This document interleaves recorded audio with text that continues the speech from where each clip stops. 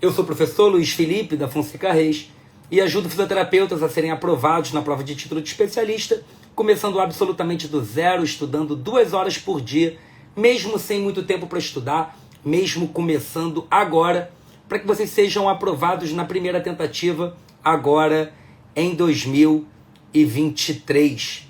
Bom dia, Marcos, bom dia, Ítalo, bom dia, Maquele, bom dia, Rafael Ortega, bom dia, Evelyn Matos, sejam todos muito bem-vindos à nossa live de hoje à tarde. Boa tarde, Rodolfo, boa tarde, Juninho, sejam todos muito bem-vindos, é sempre bom encontrá-los aqui.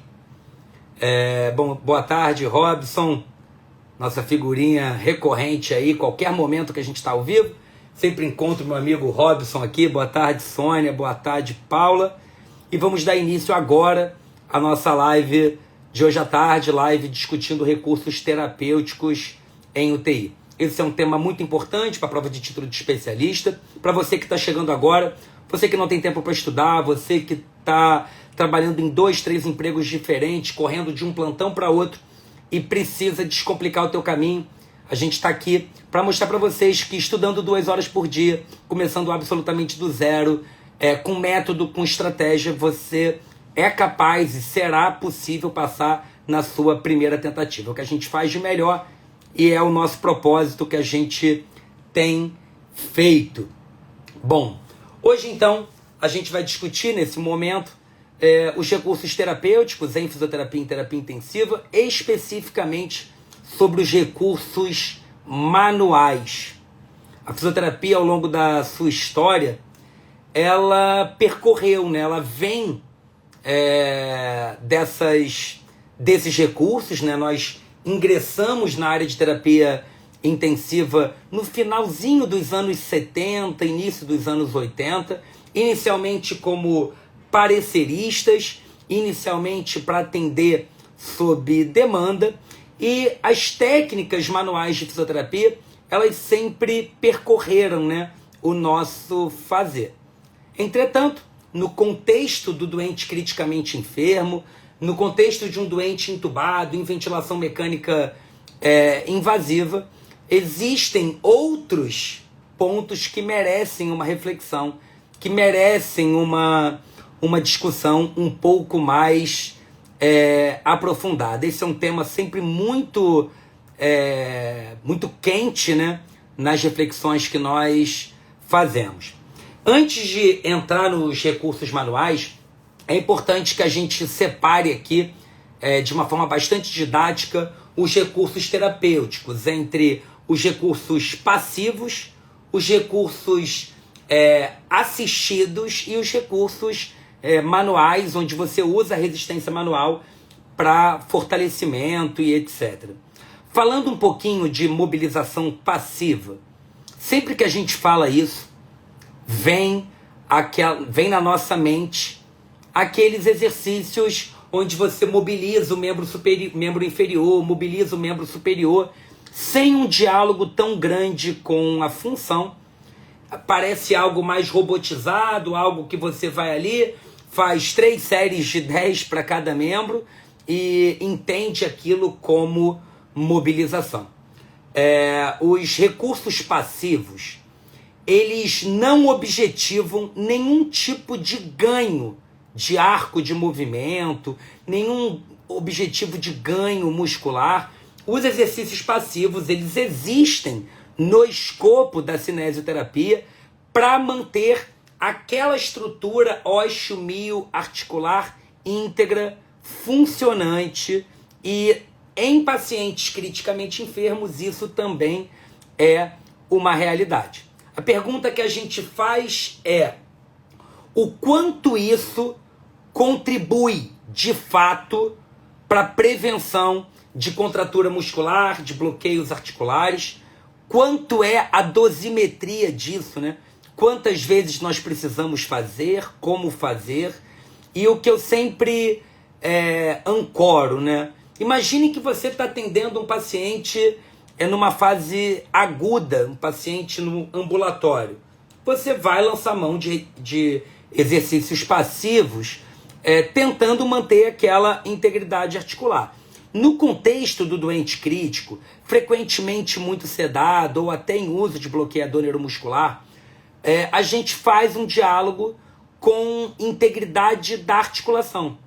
E para isso, a gente precisa entender, compreender os aspectos biomecânicos articulares, os movimentos artrocinemáticos das articulações, que, ao meu ver, nos soa mais eficaz do que mobilizar um membro passivamente, sem o alinhamento biomecânico correto, sem uma integridade articular tão clara.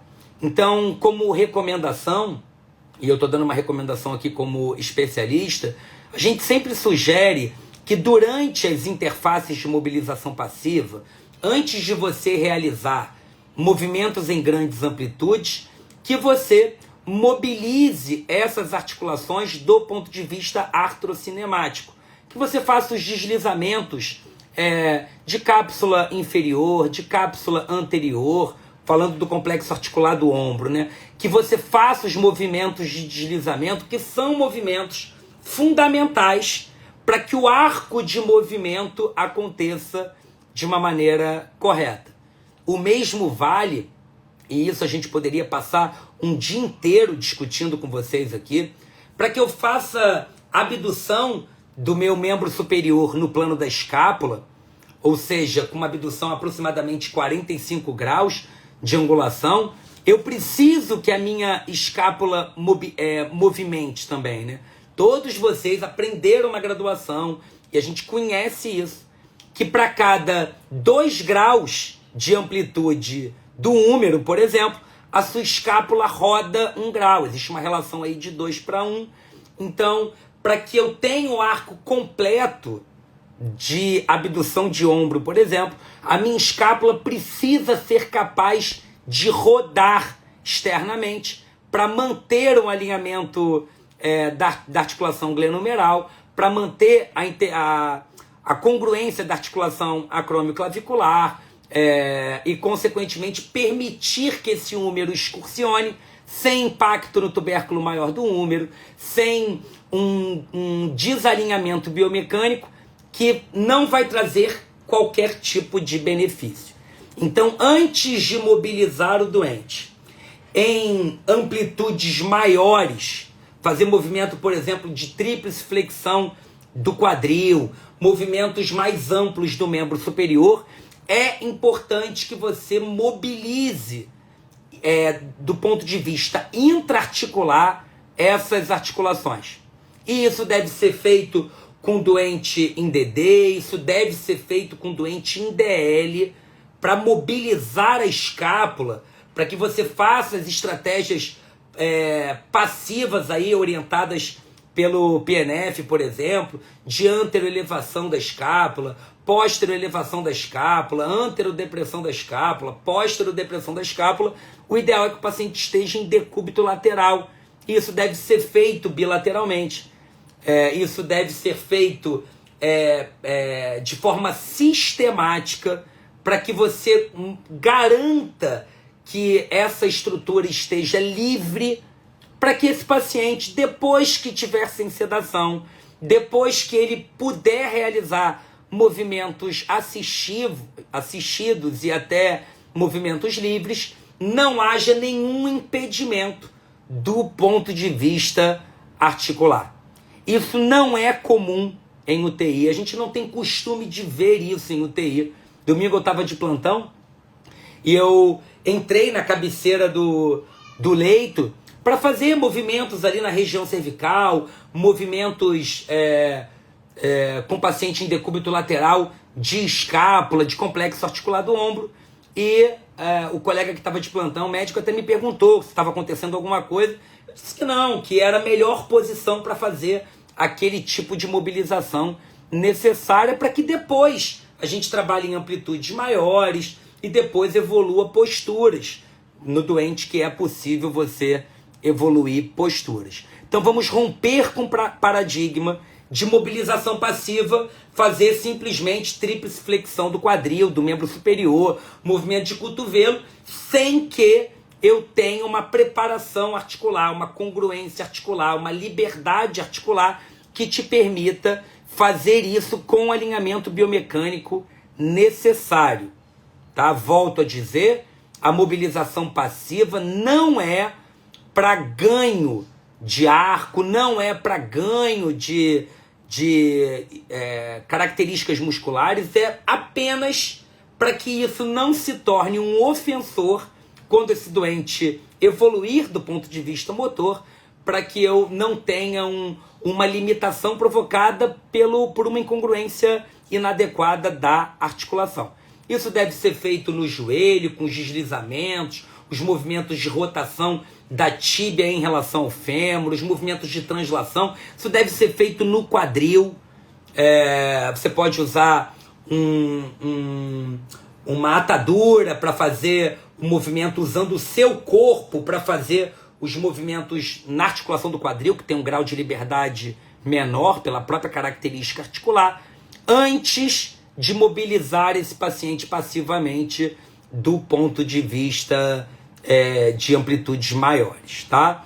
Uma vez que esse doente ele passa a ter movimento ativo, é fundamental que a gente implemente outras estratégias, que são estratégias relacionadas ao controle motor, que são estratégias onde o indivíduo vai executar uma tarefa, vai executar um fortalecimento, um movimento orientado pela função.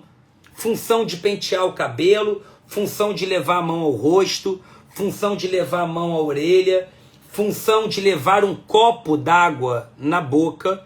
E isso deve orientar a tarefa e não simplesmente pegar um elástico ou fazer resistência manual para uma flexão e extensão do cotovelo ou abdução do braço, sem diálogo com a função.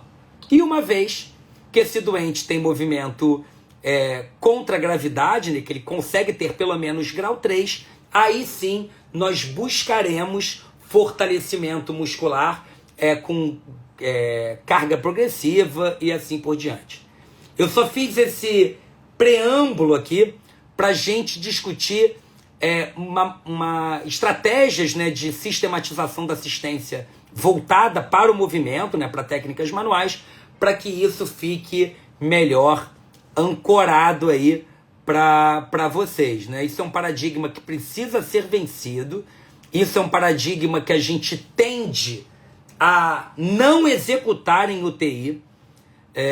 Dá trabalho botar o paciente em DL, mobilizar a escápula, depois botar em DD, fazer movimento com o braço em abdução para deslocamento da cápsula anterior, depois para deslocamento da cápsula inferior, depois fazer isso do outro lado, fazer isso do outro lado. Dá trabalho, claro que dá trabalho, mas é o motivo de nós estarmos ali.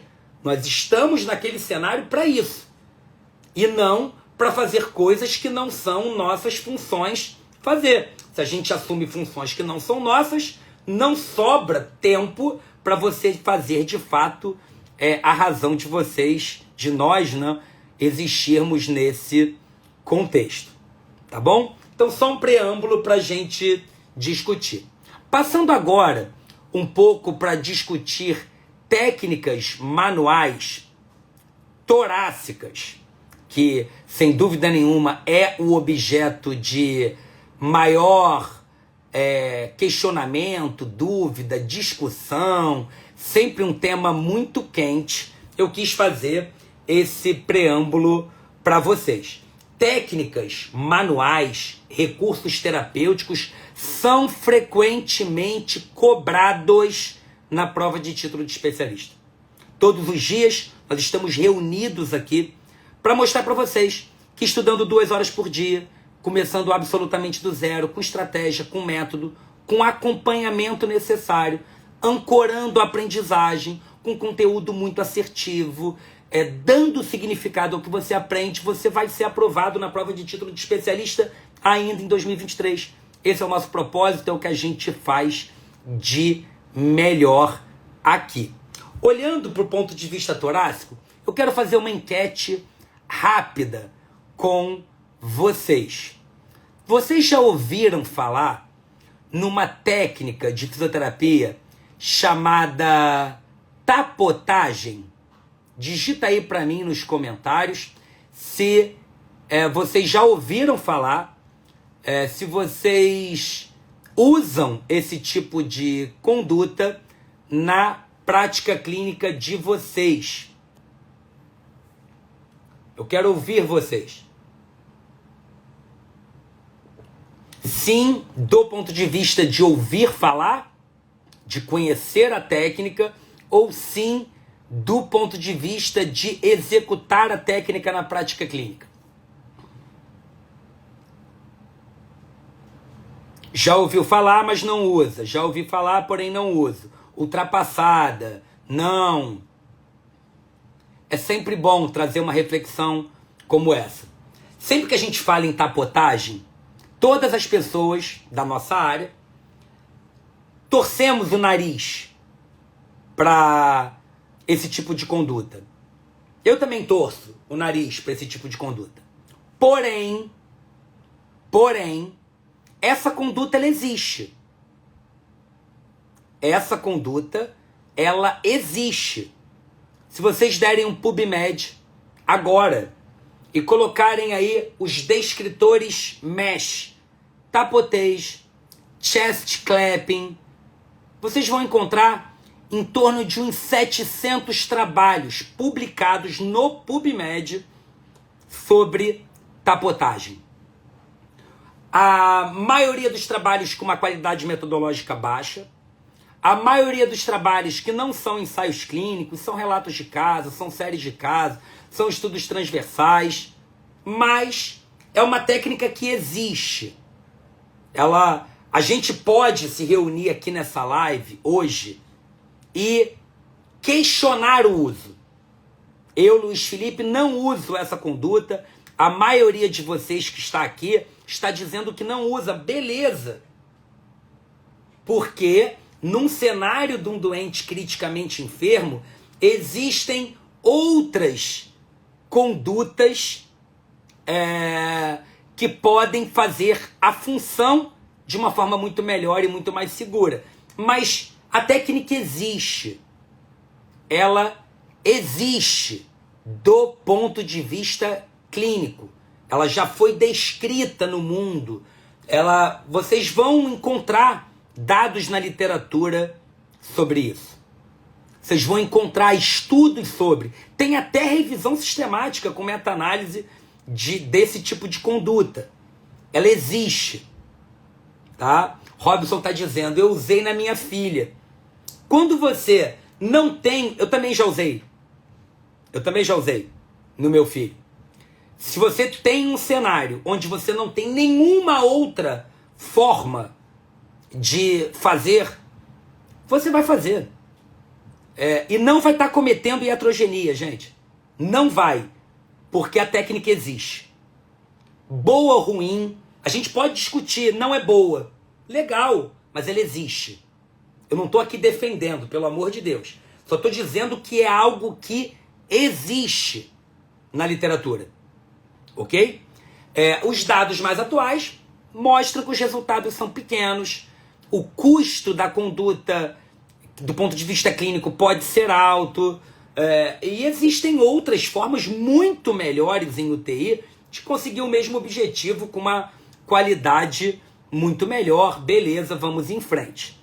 Agora, se eu perguntar para vocês aqui agora, vocês já ouviram falar numa técnica chamada técnica de direcionamento de fluxo? Responde para mim aí nos comentários.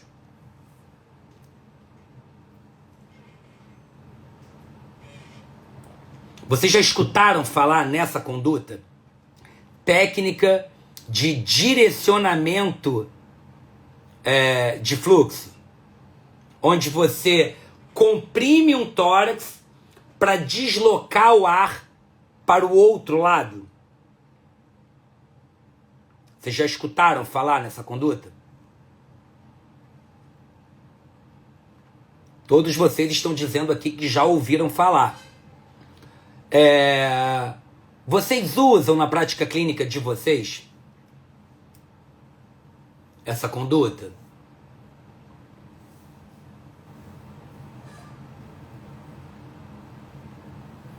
Eles estão dizendo que sim, sim.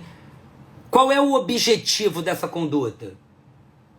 Qual é o objetivo de fazer uma conduta de direcionamento de fluxo, desvio de fluxo? Qual é o objetivo disso?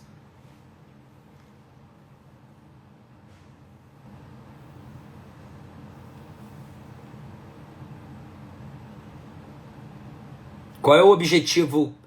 Todo mundo a maioria está respondendo aqui que faz. Qual é o objetivo de fazer isso?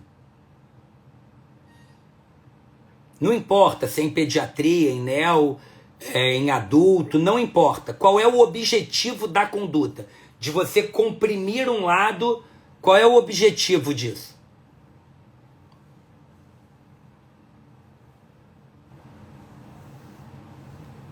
Direcionar o fluxo para outra região. Se vocês entrarem agora, no PubMed, e buscarem descritores dessa conduta, sabe quantos trabalhos vocês vão encontrar na literatura? Podem chutar à vontade.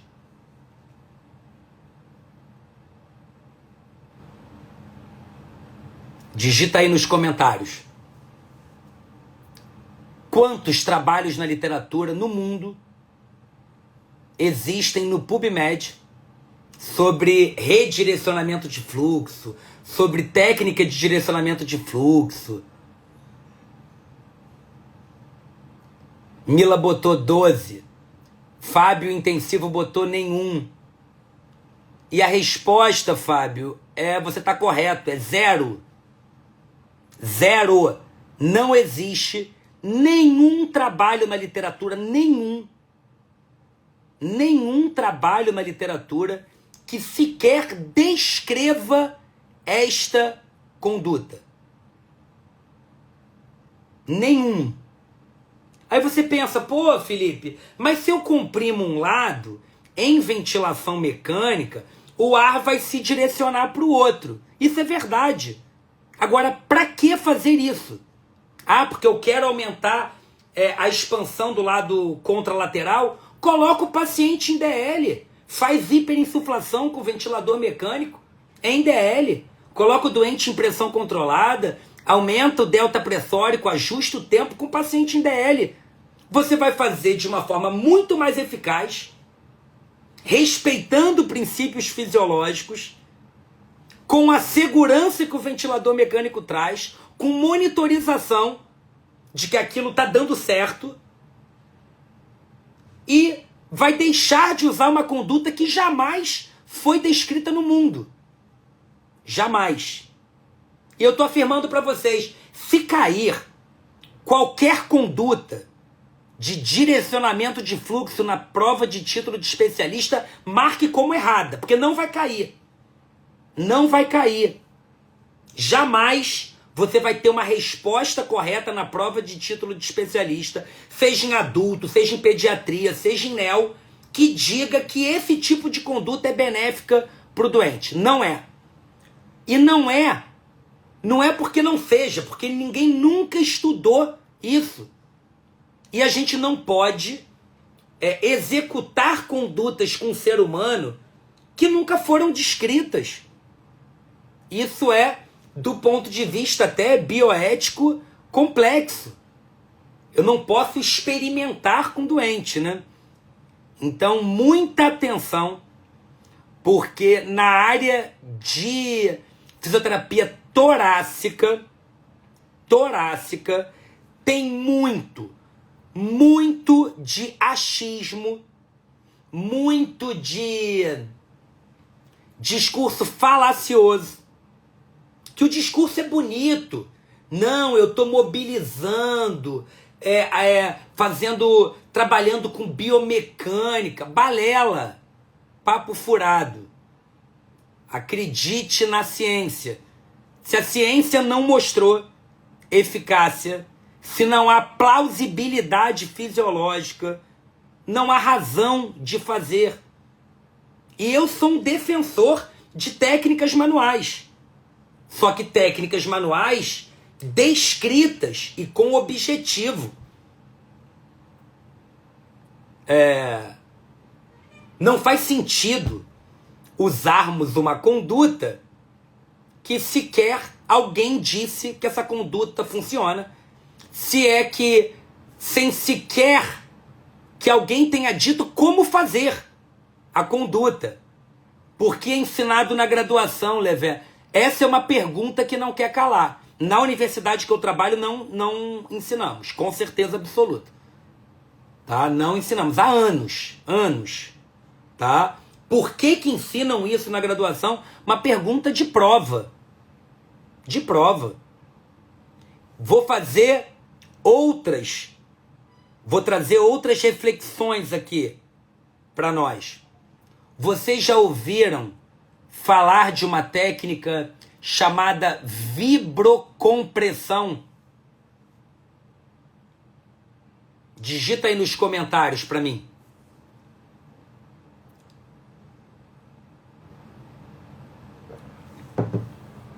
Vibrocompressão.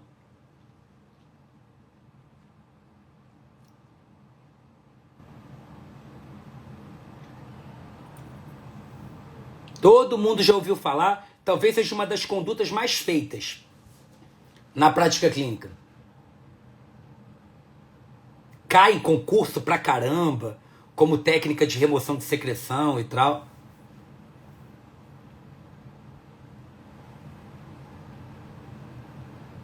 Todos vocês estão afirmando que já ouviram falar e provavelmente usam. Qual é o nível de evidência que essa conduta tem? 0. 0. Ah, existe vibração torácica. Existe. Existe compressão torácica. Existe. Mas vibrocompressão não. São coisas diferentes, gente. A vibração torácica, preferencialmente feita com dispositivo mecânico, que é um aparelho vibrador, que fica apoiado atrás da sua mão, ele tem 2 faixas aqui, e você apoia sobre o tórax. E o movimento vibracional, numa quantidade de hertz acima de 15 hertz, desloca secreção para uma via aérea mais central, essa é a hipótese. Altera a reologia do muco e facilita, então, a remoção de secreção brônquica. Tem descrição dessa técnica. Em NEL e PED, usa um dispositivozinho como se fosse uma escova de dente elétrica, apoiada em alguma superfície. A nossa mão tem vários estudos. Não é capaz de gerar uma vibração com a quantidade de hertz necessária para produzir esse efeito. Tem estudos comparando a vibração manual com a vibração mecânica. A vibração manual não é capaz de atingir o número de hertz necessários. Consequentemente, o fisioterapeuta só vai gastar energia e vai acabar comprimindo o tórax do doente. O que, do ponto de vista de remoção de secreção brônquica, é ruim. Porque quando você comprime o tórax, você comprime também via aérea, que está dentro do tórax. Então, muita atenção. Não é porque existe compressão, não é porque existe vibração que você tem como juntar os dois. Ok? Até porque, gente, atenção no que eu estou dizendo para vocês.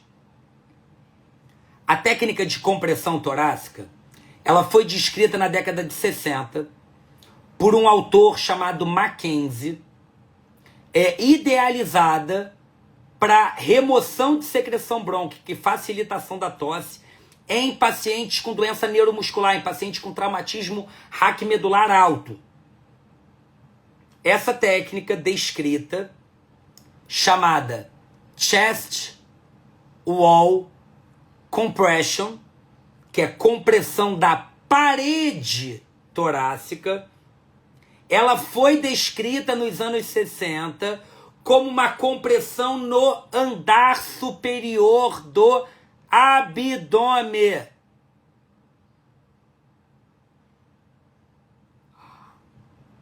Não é no tórax.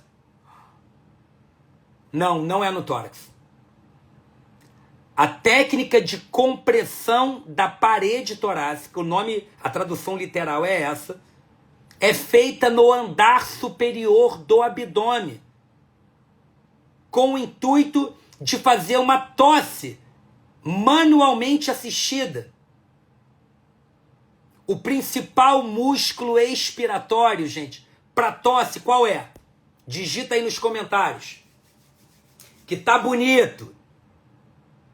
Tá bonito. Qual é o principal músculo expiratório para tosse? Digita aí nos comentários.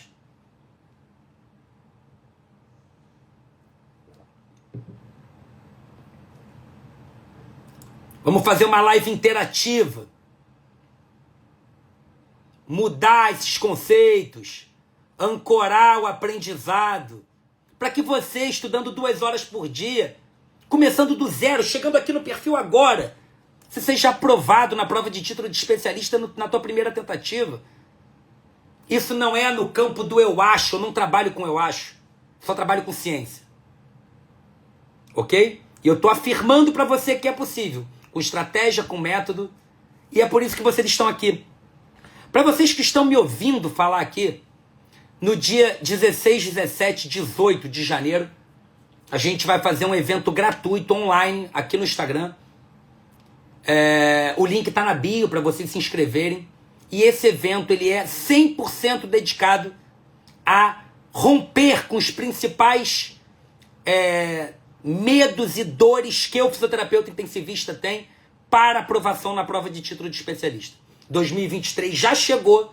E se você está aqui agora, é porque você vai fazer a prova de título de especialista em 2023. Você quer se desenvolver, é só clicar no link da bio e se inscrever nesse primeiro lote gratuito para esse evento que vai acontecer no dia 16, 17, 18, sempre à noite, de segunda a quarta-feira, ao vivo. E nós descomplicaremos o caminho de vocês. Vamos lá, digita aí nos comentários qual é o principal músculo expiratório transverso do abdômen. É o principal músculo expiratório. O reto abdominal é o segundo principal, mas o principal é o transverso. O transverso do abdômen se situa na camada mais profunda, no andar superior do abdômen. E quando você tosse, ele contrai e aumenta a pressão abdominal. E esse aumento da pressão abdominal é transmitido para dentro do tórax e facilita o aumento do pico de fluxo expiratório. Nossa colega está perguntando se esse ano vai ter preparatório para NEOIPED. Claro que sim. Nós teremos a primeira turma do preparatório para a prova de título de especialista também na área de terapia intensiva pediátrica e neonatal. Essas técnicas manuais que a gente está discutindo aqui, elas são condutas amplamente utilizadas nesse contexto, inclusive.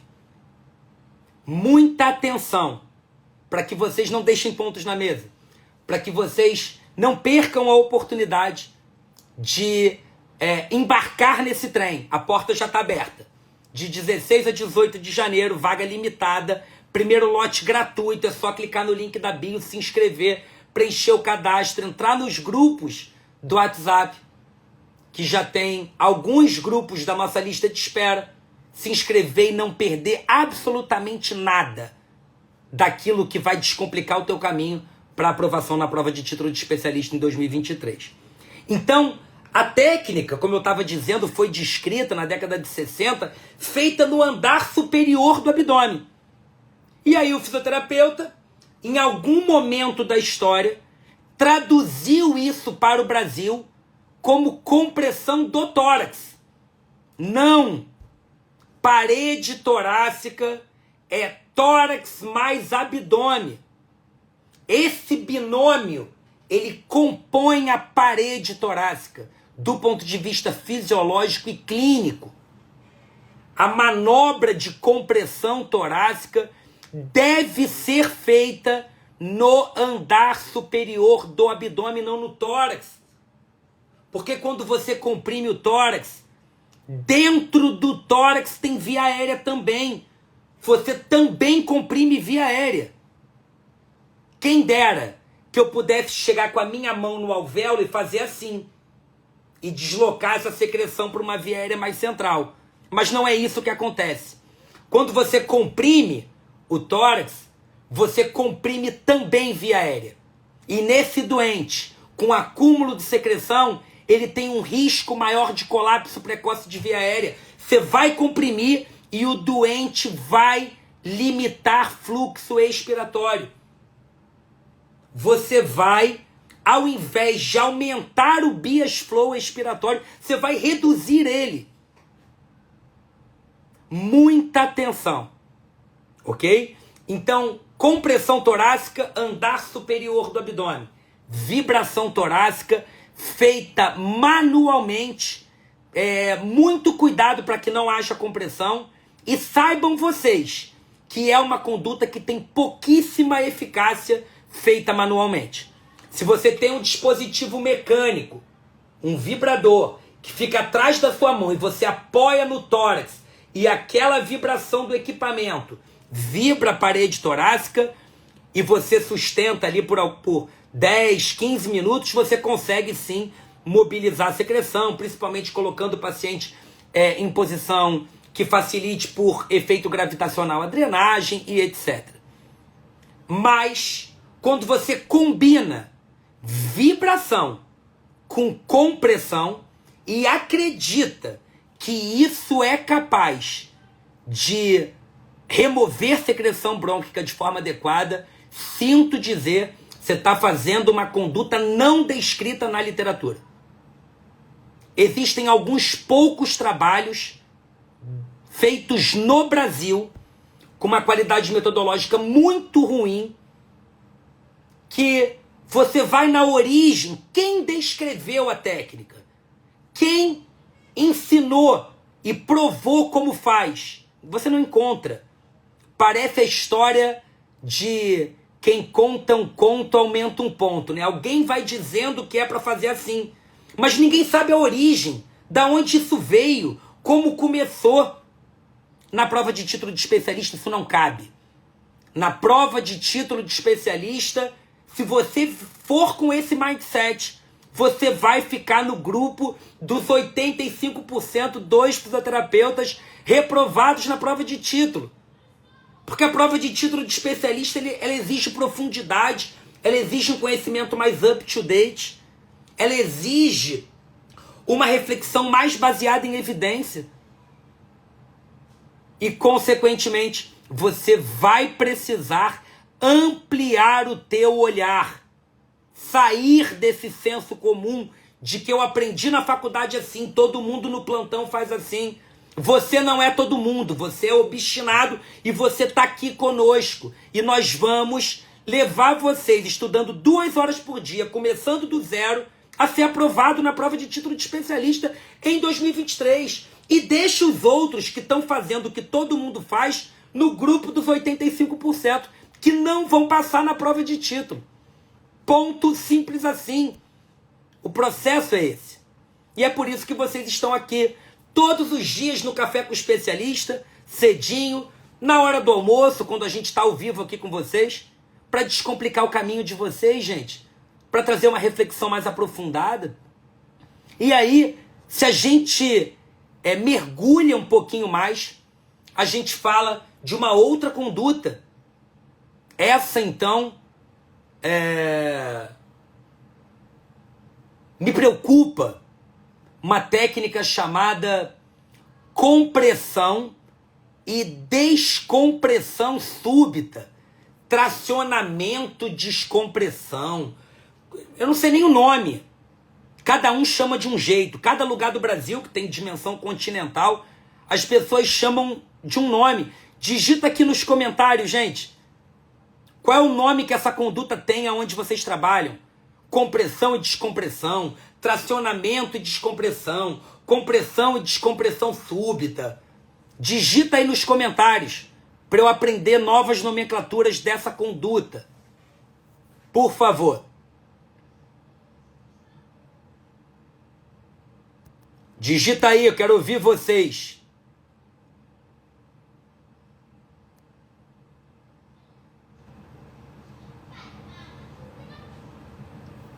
Compressão e descompressão. Essa talvez seja a que eu mais ouço, né? Mas existem... daqui a pouco o pessoal vai digitar aí, tem outras sinonímias. Tá? O pessoal chama aí de nomes mais inusitados. E essa técnica, a explicação das pessoas que usam é: o paciente inspira, eu faço uma compressão, alongando a musculatura intercostal, acompanhando o tórax, e imediatamente antes do paciente inspirar, eu faço um estímulo de estiramento ali, eu solto abruptamente e com isso eu tenho um volume maior na próxima inspiração. Será, gente? Será que isso acontece de fato? Quando você faz um acompanhamento das costelas, você comprime. Quando você comprime costela, pressão pleural aumenta, ao invés de diminuir, que é o necessário para a expansão pulmonar. Quando você comprime o tórax, entre o tórax e os pulmões tem pleura.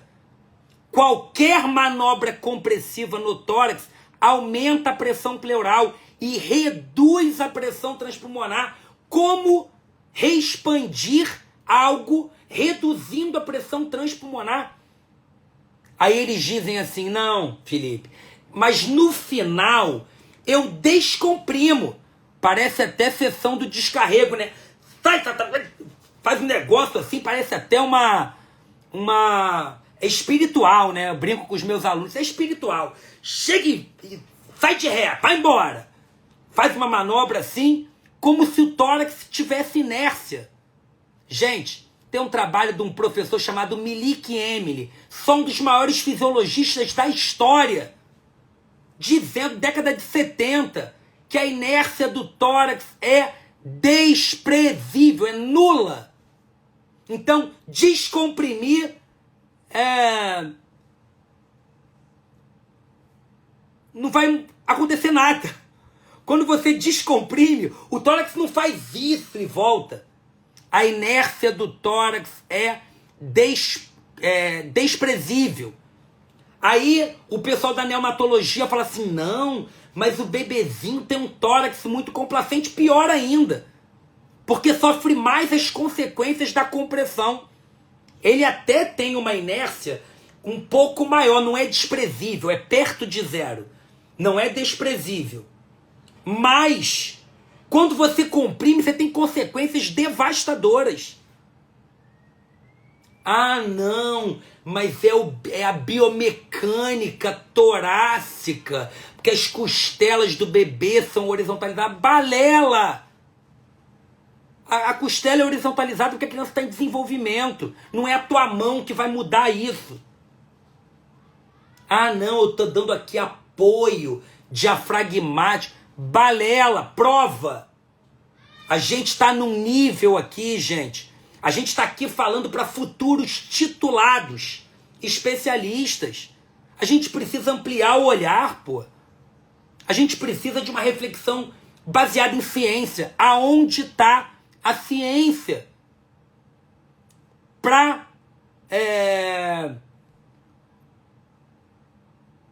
que nós utilizemos uma determinada conduta, tem que ser provado que é bom e que o benefício é maior que o risco.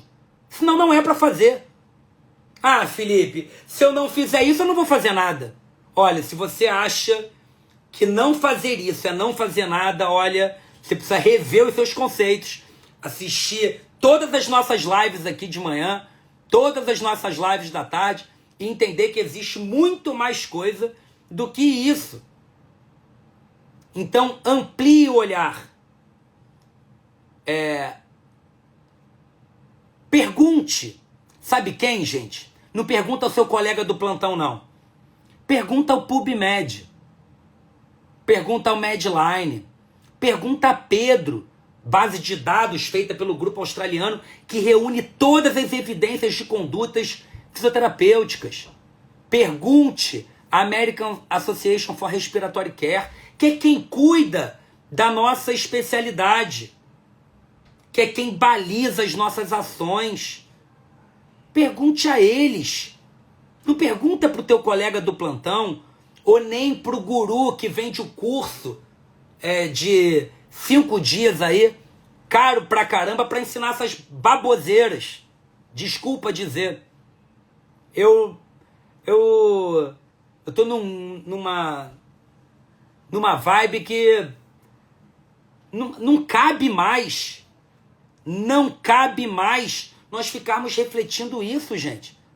Não dá pra acreditar, porque eu vejo resultado na minha mão. Que papo é esse de resultado na minha mão? Resultado tem que ser provado cientificamente, tem que ser clinicamente relevante, tem que ser um ensaio clínico, comparando quem fez com quem não fez.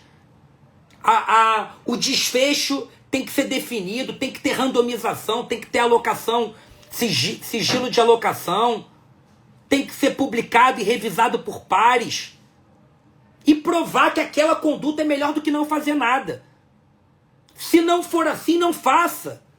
É fé, aí não é ciência, é fé. Eu tenho fé. Eu acredito em coisas que a ciência refuta. Mas é a minha fé. E ponto. Só que aqui a gente não está discutindo fé. Aqui a gente está discutindo vida de alguém e ciência para prescrição terapêutica. Porque na prova de título de especialista, eles vão te cobrar ciência. Ponto final. Na prova de título de especialista, eles vão te cobrar ciência. Ah, mas eu vejo um resultado muito forte. É impressionante como é que o paciente melhora. É impressionante como é que o paciente melhora. Não basta parecer que funciona. Tem que provar que funciona. E se vocês fizerem outra busca aí, nessas bases de dados que eu falei para vocês, sobre compressão e descompressão, vocês vão encontrar 0 trabalhos. E quando encontrar é trabalho brasileiro porcaria. Não que o trabalho no Brasil seja ruim. Mas são trabalhos feitos baseados na prática. Rafael Vizela está dizendo, é o caso do RTA. Olha, Rafael, que eu já apanhei por causa disso, não está no gibi. Mas eu não me omito, tá? Essa conduta RTA é até difícil de você comentar sobre ela. Porque é patente de alguém criou essa conduta. Olá, minha dupla de plantão. Saudade, Nájila. Que legal. Muito bom te encontrar aqui, Nájila. Muito bom. Tá? Então, o RTA é uma conduta fisioterapêutica, reequilíbrio tóraco-abdominal, descrito e patenteado pelas idealizadoras do método. E a minha opinião sobre enquanto não houver um ensaio clínico randomizado, controlado, com sigilo de alocação, com cegamento, e que as pessoas que são donas da patente do método, ou instrutores do método, não forem autores dos trabalhos, e isso provar que funciona, a minha recomendação é que não faça. No serviço que eu coordeno, a minha recomendação para a equipe é que não faça. Por que não faça? Porque eu não faço nada que não tenha apoio na ciência. Ah, mas é biomecânica, é anatomia. Não. Nem tudo que tem explicação fisiológica se traduz clinicamente como eficaz. Tem que provar tecnicamente. Tem que mostrar que fazer aquele determinado apoio faz o bebê viver mais, morrer menos, sair com menos sequela, ser mais desmamado, diminuir pneumonia. A gente quer desfecho duro. A gente quer desfecho que o paciente que faz isso morre menos. Menos tempo de ventilação mecânica, sai com menos sequela. Ponto. Não é nada contra a conduta. Veja bem, as pessoas acham que o Felipe é contra o RTA. Não sou contra. Pelo contrário, eu sou a favor de alguém conduzir um ensaio clínico multicêntrico sem a participação dos donos da patente do método e que funcione, e que prove que funciona. Eu vou ser o primeiro a usar. Eu dou um exemplo meu. Existe uma conduta chamada PIP-ZIP, que eu no passado era crítico pra caramba dessa conduta. Até que trabalhos científicos robustos me mostraram que eu estava errado. E eu mudei as minhas ações e hoje faço pra caramba. E não é porque eu não acreditava antes. É porque eu dizia isso, olha, parece ser bom, mas tem que provar que é bom. O mesmo eu falo pro RTA.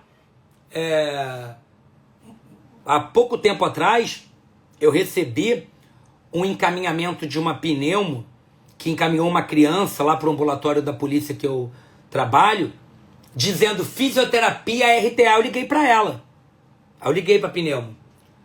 Falei, oi, recebi uma pacientezinha sua aqui, fisioterapia RTA, o que é isso? Ela falou, não, é porque ela tem que fazer o RTA. Eu falei, mas de onde você tirou isso? Não, mas é porque as fisioterapeutas que trabalham comigo, eu falei, olha só, qual é o ensaio clínico que diz que isso é superior a fazer exercício global? Aonde está? Qual é o ensaio clínico? Ela não soube responder. Porque obviamente não tem. Por enquanto não tem. Para não dizer que não tem nenhum ensaio clínico, tem um ensaio clínico publicado numa revista aqui do Brasil, onde os autores do trabalho são todos instrutores do método, e que os resultados têm muito spin. Não sei se vocês sabem o que é spin. É você ler o resumo, os resultados e a conclusão é maravilhosa em relação à conduta. Mas você vai ver as tabelas de resultado, não é bem aquilo que está dizendo nas conclusões. Tá? Então, a gente precisa aprofundar um pouquinho mais o olhar.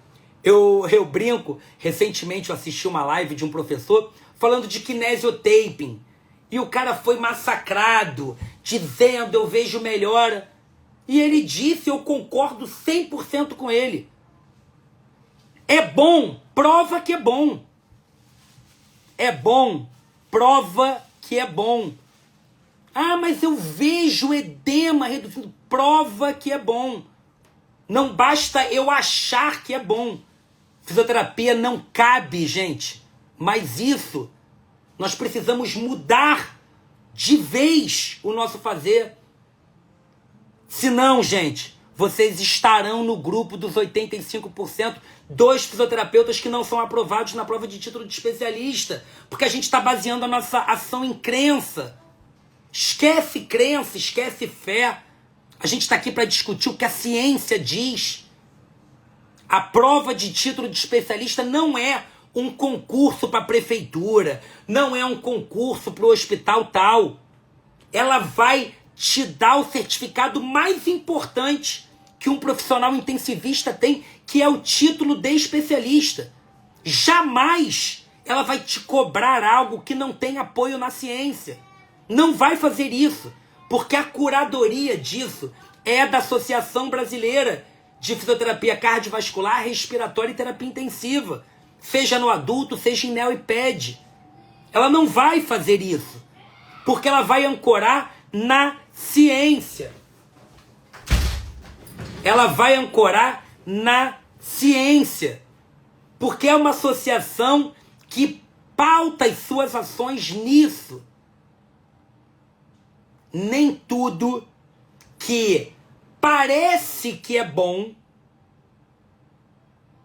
E eu comecei a nossa live de hoje falando de tapotagem. Todo mundo falando que não usa, mas nós podemos chegar aqui nessa live e discutir tapotagem. Sabe por quê? Porque ela existe. É uma conduta que existe. Aqui no Japão, na África, na Nova Zelândia, no Canadá, nos Estados Unidos, em qualquer país do mundo, existe essa conduta. Essa outra que vocês citaram aqui de RTA, que eu evito falar, de tanto problema que eu já tive com isso, mas eu não me esquivo, eu não fico em cima do muro. Na minha fé tem um versículo bíblico que diz: seja quente ou frio, pois morno eu te vomito. Eu não fico em cima do muro. E eu tomo a minha posição, e a minha posição é sempre pelo doente e olhando a ciência. Experimentos hitlerianos foram extintos pelo protocolo de Helsinki no final da Segunda Guerra. Não posso submeter nenhum ser humano à conduta terapêutica não validada cientificamente. Não pode. Ponto. Não pode usar. Então, o RTA é legal, eu vejo o resultado. Prova que é bom, pô. Tem que provar que é bom. Tem que provar que é conduta eficaz. Eu não estou aqui falando mal da conduta, pelo amor de Deus. Estou deixando claro aqui. Enquanto essa conduta não for descrita, faz um teste, gente. Chega no PubMed e coloca aí RTA em inglês. Reequilíbrio tóraco-abdominal em inglês no PubMed. Sabe quantos trabalhos na literatura? 0. Sabe quantos trabalhos na Pedro? 0. Sabe quantas revisões sistemáticas com meta-análise? 0. Então, existe essa conduta? Claro que não. Na minha opinião, não. Mas eu paguei 5 mil reais, 6 mil reais para fazer o curso ali de 5 dias. Você pagou porque... Eu não sei porquê também. Mas por hora, no mundo, essa conduta não existe. Quando alguém te ensinar alguma técnica, gente, pergunta assim: existe no Japão? Existe na África? Existe no Canadá? Na Europa? Em outros países? Todo mundo faz da mesma maneira? É a mesma conduta? Se sim, a gente pode discutir se ela é boa ou ruim. Se não, não vale nem a gente discutir, porque para o mundo não existe essa conduta. Vou dar um exemplo: PNF, que antigamente a gente chamava de método Cabot. Se você botar no PubMed, você vai encontrar centenas, milhares de artigos. O mundo inteiro usa. Na Coreia, no México, no Canadá, na Nova Zelândia, na Itália, na Finlândia, qualquer país. Existe essa conduta. Descrita pela Meg Noo, pelo Herman Cabot, existe. Os conceitos neuroevolutivos do Bobat existem no mundo todo. A gente pode discutir aqui se é boa ou ruim. A gente pode discutir aqui se essa conduta vale a pena fazer ou não, porque ela existe. Discutir Maitland, discutir Mulligan, discutir o Mackenzie, MDT. A gente pode discutir essas condutas, porque elas existem no mundo todo, no mundo inteiro. essas condutas existem. Agora, discutir algo que só existe no Brasil, que passou da fronteira brasileira, ninguém nunca ouviu falar, que ninguém usa, que não tem nenhum trabalho no PubMed, que os únicos trabalhos que tem, publicados na Cielo, na Lilacs, são trabalhos feitos por instrutores do método, que tem patente e que as pessoas têm benefícios financeiros em ensinar uma conduta, eu prefiro refletir e ser cético em usar uma conduta como essa. No serviço que eu coordeno, isso não é feito. Não é feito enquanto não houver comprovação de que é bom. Porque o ser humano não é cobaia. Eu não posso achar que é bom porque a explicação é linda, biomecânica do tórax, apoio, e aí o diafragma excursiona melhor, porque tem apoio abdominal. Prova que isso tem translação clínica. Nem tudo que tem explicação fisiológica ou plausibilidade fisiológica se sustenta clinicamente. Sabe por quê, gente? Porque na hora que você vai para a prática clínica, existe o ser humano fazendo a conduta. Existe o Luiz Felipe fazendo, que é diferente da Nájila, que é diferente da Natália, que é diferente do Rafael, que é diferente do Paulino, que é diferente da Aline. Cada um faz de um jeito. Mesmo que todo mundo aprenda a colocar a mão no mesmo lugar, a pressão é diferente. É difícil você ancorar, mas tem que ser provado, tem que ser estudado, tem que criar formas para mensurar isso e comprovar. Olha, eu fiz um ensaio clínico aqui com 100 crianças ou 100 adultos que tinham atelectasias recorrentes por obstrução, com 50% dos indivíduos sorteados randomicamente, preferencialmente, previamente. Eu não fiz nada disso, fiz só condutas usuais. E no outro, além das condutas usuais, eu usei tais técnicas específicas desse método. E no final, no endpoint de uma semana, 10 dias, 15 dias, 30 dias, o paciente morreu menos, foi mais estubado, teve menos uso de antibiótico, menos atelectasia. Isso ficou provado, eu vou ser o primeiro a usar, defender com unhas e dentes a conduta. Mas antes disso, não. E fiquem tranquilos, porque isso não vai ser cobrado na prova de título de especialista. Não vai ser. Eu estou afirmando. Não vai ser, exceto se sair um trabalho agora gigante, mostrando que é muito bom. Mas por hora, olhando o referencial bibliográfico da prova de adulto e da prova de NEL e PED, eu não vejo sustentação para esse tipo de conduta. Ah, Felipe, em NEL e PED se utiliza e tal. Não é a minha expertise, mas eu conheço a expertise da associação, que fui diretor durante muito tempo e sei exatamente a maneira como ela pensa. Beleza? Trouxe para vocês aqui, gente, o filé mignon. A gente está discutindo aqui up to date de algo para levar vocês para PTE 2023. Começando absolutamente do zero, estudando 2 horas por dia, ancorando a aprendizagem no plantão, com conteúdo muito aprofundado e assertivo, fazendo significado, trazendo significado. É possível que vocês sejam aprovados de primeira na prova de título. E eu não estou falando isso porque eu acho que... Eu estou falando isso porque em 2021, 26% de todos os aprovados do Brasil passaram por formação conosco.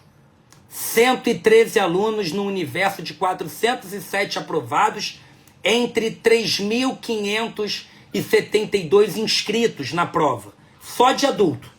Se a gente somar respiratória, se a gente somar NEL e PED, esse número é ainda muito maior.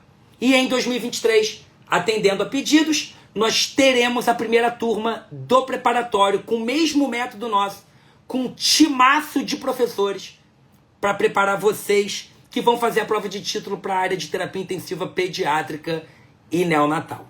Vamos juntos, porque a gente vai descomplicar o caminho de vocês e a gente vai levar vocês para a aprovação. Para isso, a gente precisa aprofundar. Para isso, a gente precisa ampliar o olhar.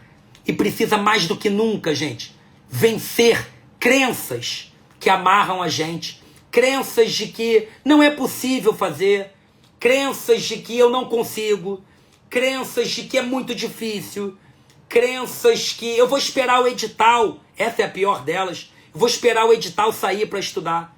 E eu estou afirmando para vocês, se vocês seguirem o passo a passo, vocês vão ser aprovados. Começando agora, chegou agora no perfil, não sabe nem quem é o Luiz Felipe, quem é esse louco que está falando.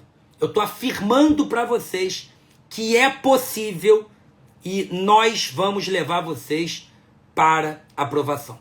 Se isso faz sentido para você, é só clicar no link que está aqui na bio, se inscreve gratuitamente, o primeiro lote é gratuito, para o nosso evento que vai acontecer no dia 16, 17, 18 de janeiro, de segunda a quarta-feira, um evento inédito chamado Acelerador da Aprovação na PTE 2023, onde a gente vai ancorar em grandes medos, grandes dores que todos vocês que estão no dia a dia clínico têm, para mostrar para vocês que com estratégia, com método, é possível refutar isso e ser aprovado começando agora, do zero, estudando 2 horas por dia. Esse é o nosso propósito, é o que a gente faz de melhor. E é por isso que eu afirmo todos os dias que nós somos a única iniciativa do Brasil que prepara fisioterapeutas para a prova de título de especialista, começando absolutamente do zero, estudando 2 horas por dia, e que vamos levar vocês à aprovação na primeira tentativa. Se isso faz sentido para você, é só seguir o nosso perfil, você que está chegando aqui agora, ativa as notificações. Se esse evento você não quer perder nada, quer aproveitar tudo que a gente está falando aqui, consolidado em 3 dias, em algo que nunca foi feito, nós nunca fizemos um evento assim antes, é só clicar no link da bio que está aqui, se inscrever gratuitamente enquanto ainda há vaga, para que você não perca nada nesse evento que vai acontecer no dia 16, 17 e 18 de janeiro. Eu espero todos vocês lá, porque nós vamos levar vocês para esse sonho de poucos, mas sonhos que mudam a vida dos profissionais. Quantas histórias nós temos de profissionais que conseguiram o título de especialista, hoje coordenam 2 serviços, profissionais que conseguiram o título de especialista e entraram no concurso público dos sonhos, usando o título de especialista como pontuação curricular, profissionais que no mesmo ano passaram no concurso dos sonhos e foram titulados, e profissionais que já tinham um título e conseguiram o 2º título conosco.